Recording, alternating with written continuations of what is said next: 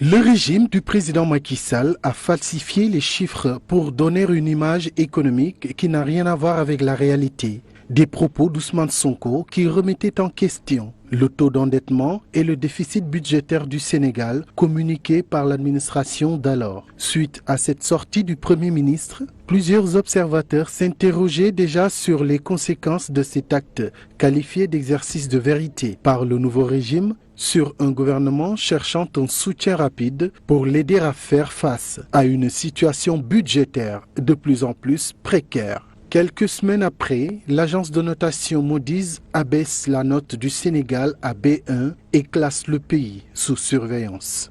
Aujourd'hui, c'est le Fonds monétaire international qui entre en action avec la suspension du programme de 1,9 milliard de dollars convenu avec le régime sortant en juin 2023.